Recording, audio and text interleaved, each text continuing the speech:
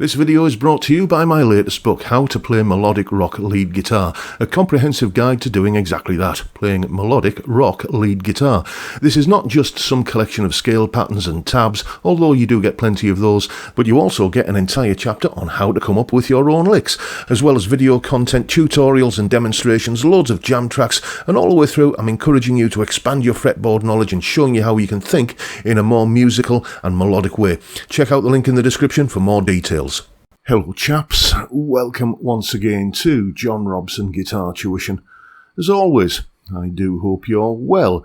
You often hear me talking about a good friend of mine called David on the channel and his unfeasibly large guitar collection. Every now and again he gets in touch and says, do you want to borrow a guitar to make some videos with? And of course I always say yes. And this happened a few days ago, and he says, well, which one do you want to borrow? And I just said, surprise me. So, after he texted me to say he was on his way, he popped round and dropped this off, a Gibson Explorer. And that's all I know about it. I don't think that you can just go and buy a Gibson Les Paul or a Gibson SG or a Gibson Explorer nowadays. There's several subspecies of each model. You know, I know with the Les Paul there's the Studio and there's the Classic and there's the Standard and etc. etc.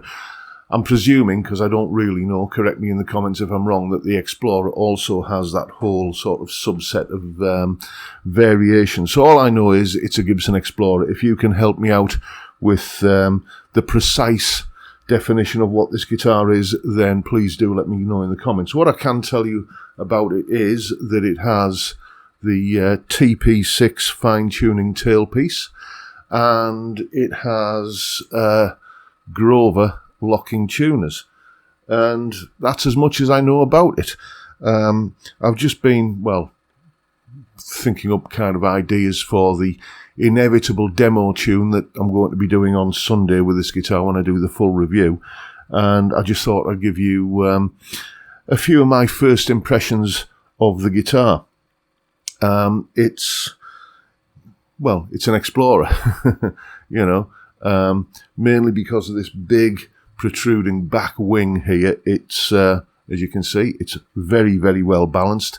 No kind of neck or body dive at all. It just sits where you put it and stays there.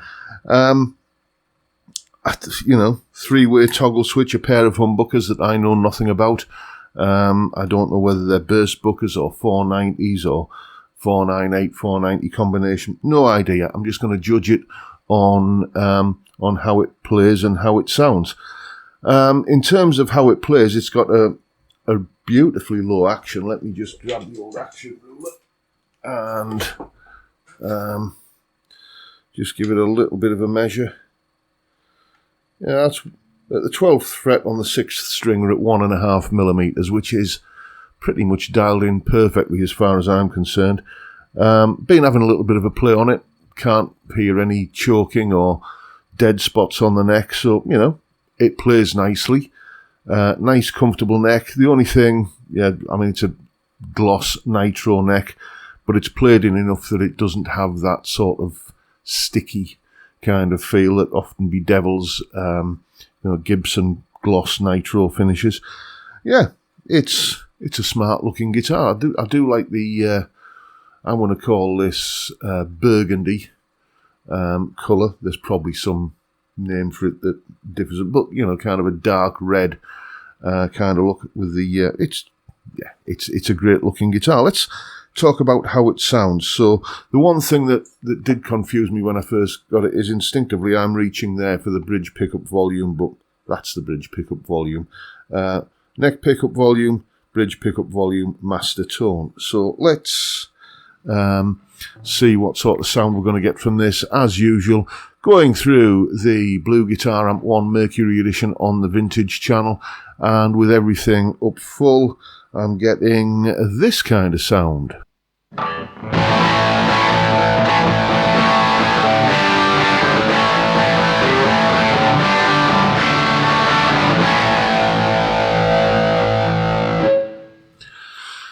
pretty full-throated rock sound. These days I would tend to back that off a little bit for kind of riffy power chord stuff. That's on 10.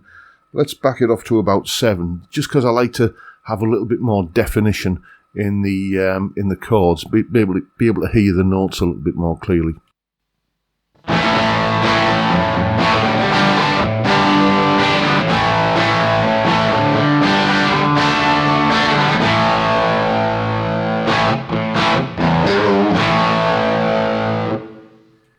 And then I can just kind of wind it up to full for when I want to do, a bit of classic rock lead. This is about as high gain as I get these days.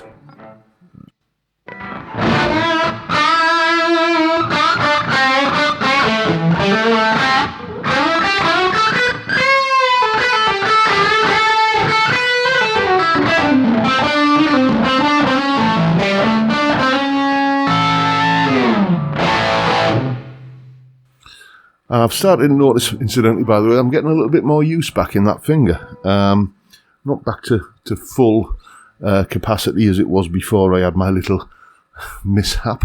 What was it, a couple of years ago now, but it's starting to come back. So yeah, I mean, it does that sort of set neck, bridge humbucker, mahogany, if you believe that has any influence on the sound, kind of tone really well. I might just hang on to this guitar a little while longer, and because David's in no hurry to have it back, and see exactly what difference it makes playing an Explorer to playing a Les Paul. Is this just a Les Paul with a wacky shape, or does it sound different? So might just kind of do a benchmark test against my Les Paul there, which would probably be meaningless because unless it's got the same pickups in it. Then, you're not comparing apples with apples, are you? But it'll be a fun thing to do, especially if I do it as a blind test. Might do that. Let's see how things clean up from the guitar's volume control. So here's the neck pickup on full. Here we go.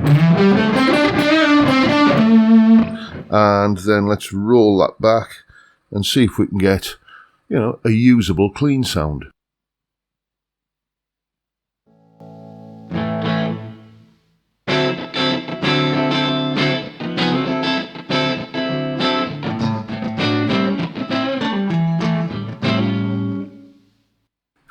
Seems to do the trick. Let's just give it some cowboy chords.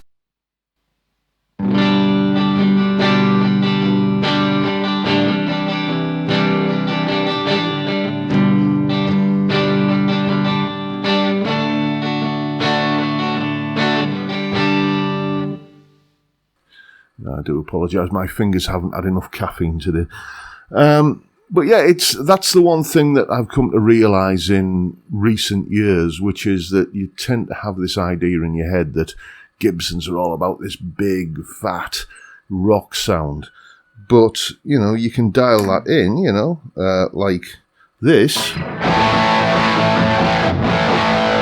And then use your pickup selector as your clean dirty switch. I mean, that is, as you heard me doing a little bit of kind of faux funk earlier.